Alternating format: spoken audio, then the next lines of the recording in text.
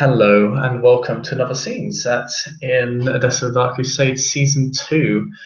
The first scene set in the ever prevalent Baldwin's Gift. One of the, few districts named after the original ruler.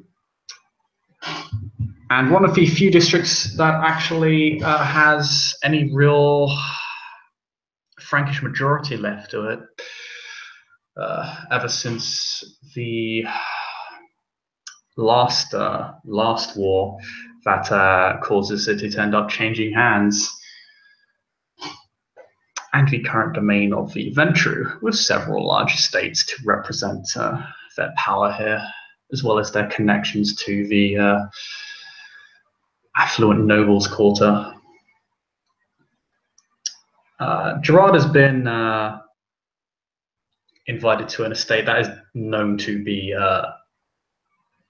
the meeting point of most Ventru courts in the city, and is an estate in the city that rivals your own in many ways.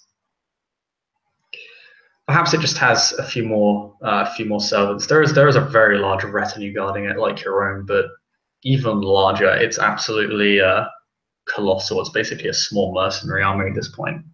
But none of them pay you any heed. Most of the mortals there completely ignore you, thinking you to be some noble. The individuals that are aware of what you are defer to you immediately upon seeing you, and usher you in and kind of say, yes, sir, right this way. Yeah, Gerard will leave his honor guard, so to speak, and enter and make his way towards the designated place where he will meet the Primogen. You are invited into the building. Your honor guard are allowed to remain within the grounds, so they're not just left outside. When you enter the building, and it's pretty much what you would have expected to be of a large estate. It's it's a very affluent manor. It actually has literature and art in it, which is more than most buildings can say of this era. Most of which look like they were painted by some pretty prominent people in this city. As you walk up the main stairs, the meeting room is just to your left on the first floor in the balcony, overlooking the ground floor. And the individual guarding it, again, immediately recognizes you and will just knock the door for you. And when the door is opened, you will see this man sitting at a desk before you. Well, actually, sitting at a round table, sorry. Gerard will step inside and then do that, at this point, probably old-fashioned Crusader bow greeting. The Primogen will stand and will grant you a similar gesture before silently gesturing towards the seat on the opposite end of the table. The table itself actually has the clan symbol on it and appears to be very much crafted towards Ventru tastes, not just in its quality, but in its symbology. Good.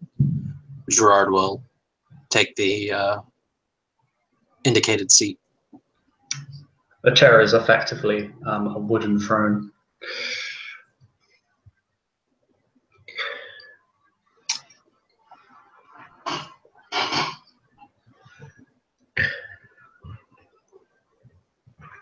Lord Gerard, I heard you wanted to speak with me. I did.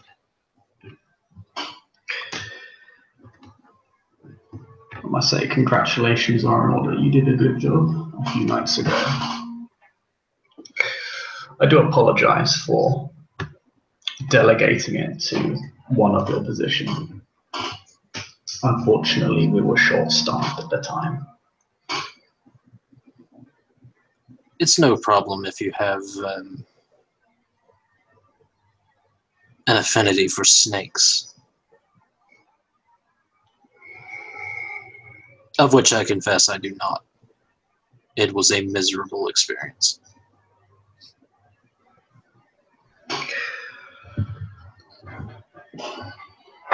They do love to parade how broken they are. Cannot even fix their own problems, but fortunately we were there to make a spectacle of their weakness and the weakness of the Salubri.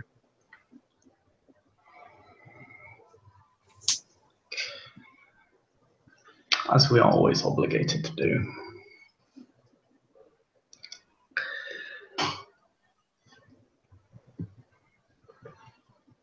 The Primogen parades the clan is strong, but they are still fractured.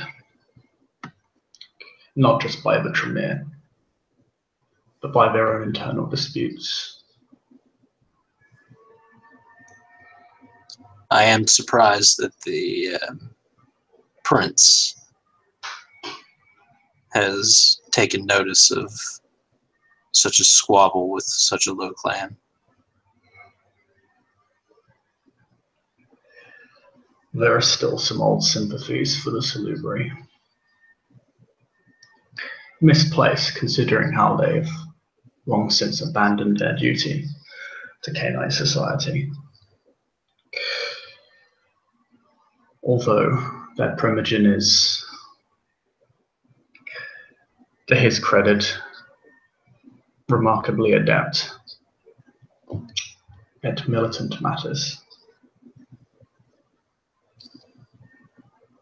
Regardless, it's a black eye they cannot afford.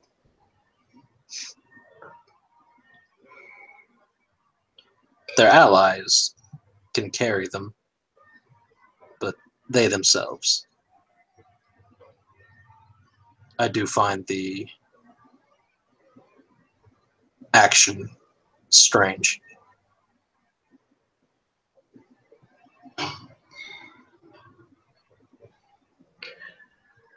Their warriors are ever passionate for their cause, and many of them are historical enemies with the fellows of Set.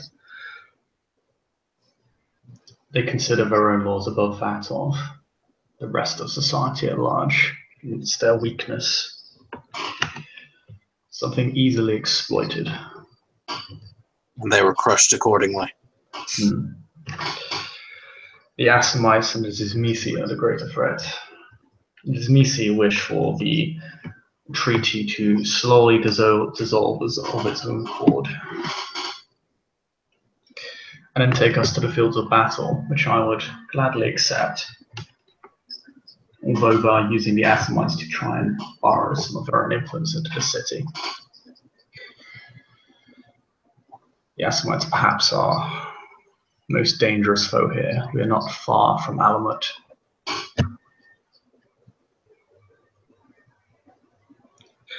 Their time is coming. It's simply a matter of the battlefield. They are carrying a burden that they cannot hold on to forever. And they are fighting a political battle that we are winning. Eventually we will come to blows, but by then the damage would have already been done, and it will simply be a case of cleaning up the detritus.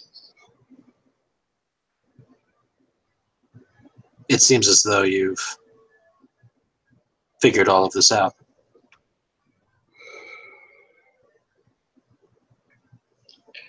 We have many plans in place, depending on how the situation develops. I'm sure this, however, comes as quite a surprise to you. You've been preoccupied for a great deal of time. I found the environment not to my liking.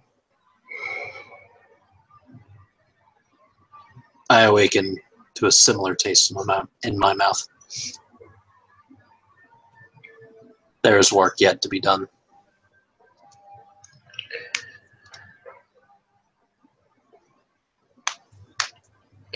Indeed.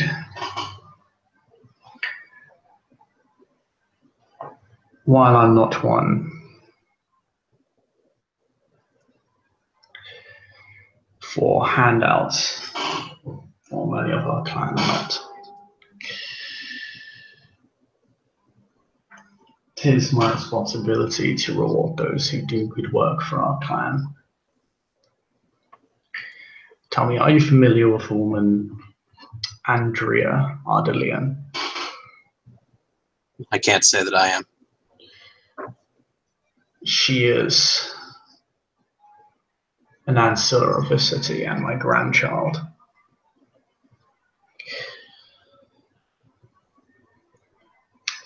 She handles a lot of the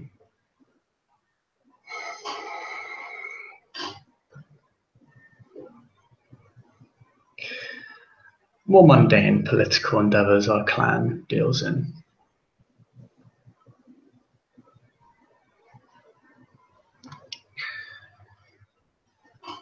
She'll have.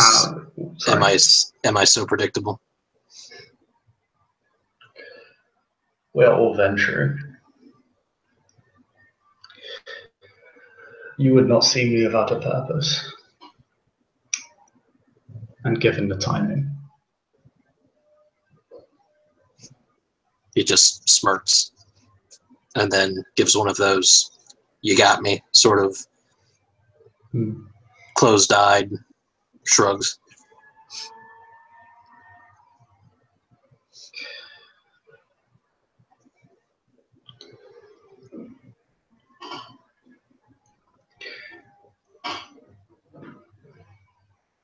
Of course, if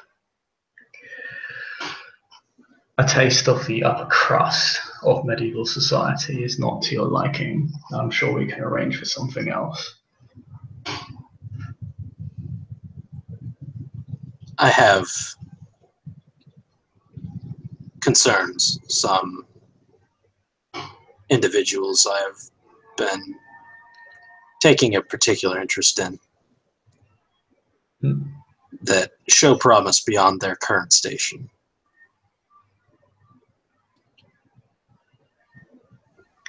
Who would you consider those people to be?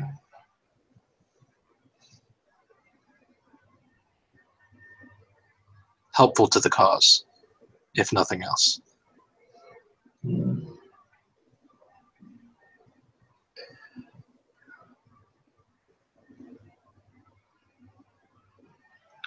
There is a moment of thought.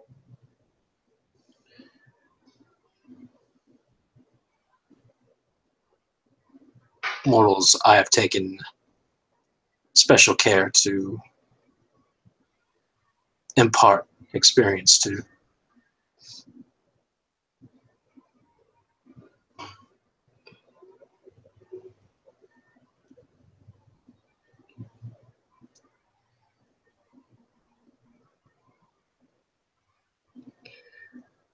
None of those outside of our clan can truly be trusted.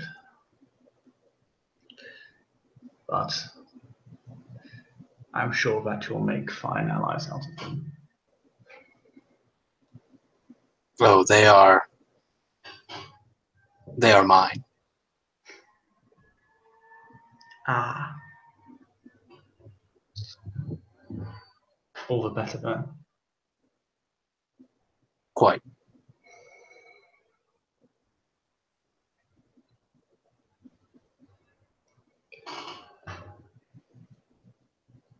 So long as they service the clan, they shall be aided where appropriate. So long as they follow your example, of course. If they do not, they are not worthy of venture attention. Few are. These are exceptional.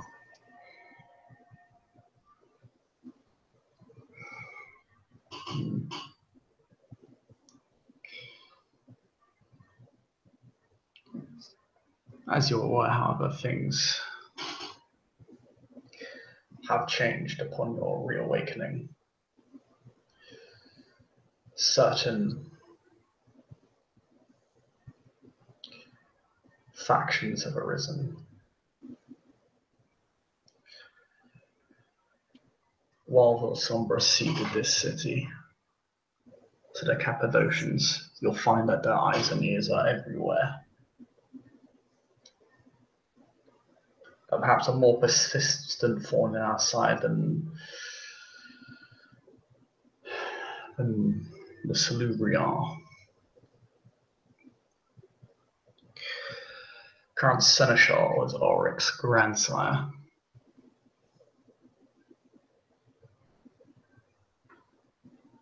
There's a visible tick at the mention of Ulrich.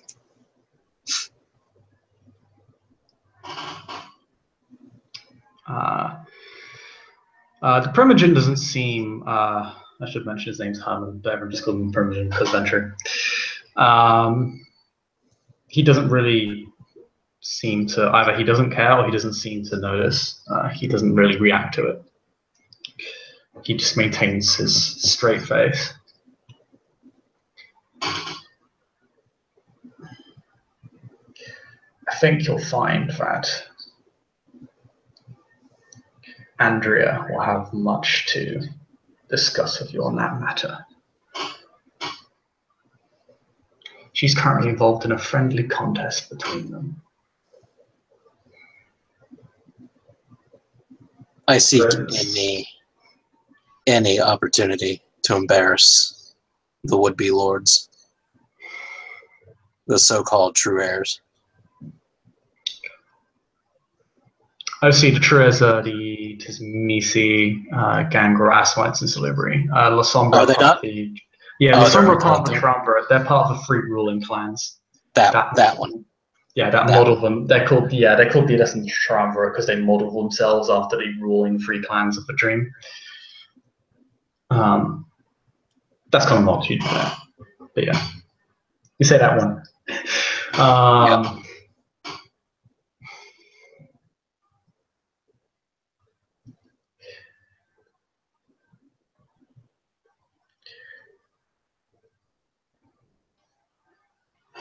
So long as it does not escalate matters too far, they're the one faction that holds more cards than either of our own, because they are aware that they can swing the tide of this conflict to their own whims.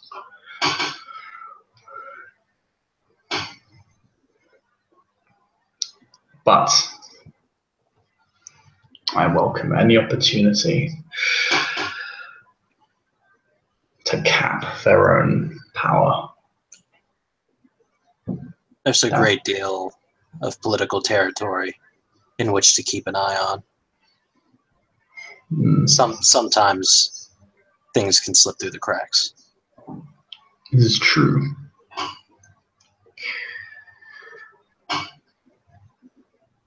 As unfortunately sensitive as the situation remains among the Tremere and the Salubri, the attention on those two clans does provide us with some opportunities to make moves where they cannot.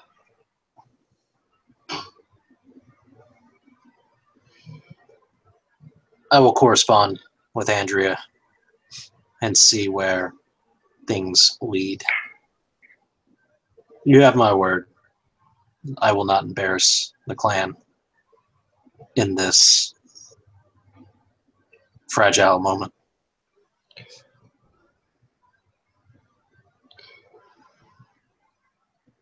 You have not done so insofar with your career. I would expect you do not now. Is there anything else you wish to discuss with me? None that I can think of. He pushes himself to his feet.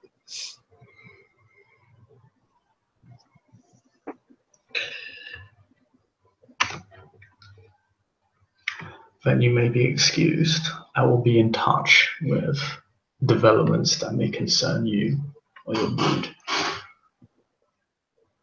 Gerard gives a very brief nod and then does a sweeping turn, cape and all,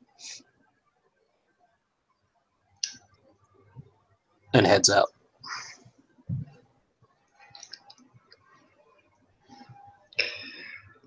You open the door and the ghoul is there waiting for you. He defers to you immediately and is rather relieved that that went actually rather more smoothly than he appeared to be expecting it to. You make your way back down the estate. There are people everywhere, guards everywhere. It is kind of a way that's formed for you. And as you leave, you're able to reaccompany your honor guard, who appear to have basically joined the rest of the guardsmen of the estate, which is walled. I should have added earlier. Right. By the gates. They're very well disciplined and have not really mingled at all, and have been on point the entire time. Once Gerard exits the perimeter of the estate, he will say to no one in particular, "Do any of you know what opportunity smells like?"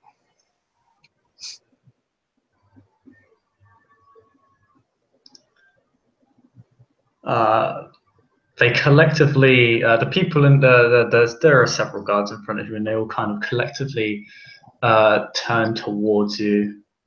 But only one really has the audacity to answer back and just says, "No, my lord. I'm afraid I do not know." Then you won't get very far. And then he continues on without another word to these peons. He just kind of quickly nods and kind of bows in deference and gratefulness to your answer. And you are permitted exit as you walk out back into the night, probably riding your terrified horse in a cohort, because all animals fear vampires to some extent or another. Yep. And I don't have a nice road of Bruja to walk on back to the estate. Yeah, that's a shame. Isn't it though? Yeah. I'm sure that'll change in time. I mean, you've got Garland. You've got a pebble to kick. But I think there we can end our scene. Thank you, Claire, for playing. Thank you, watchers, for watching. We'll see you next time. Goodbye. Bye.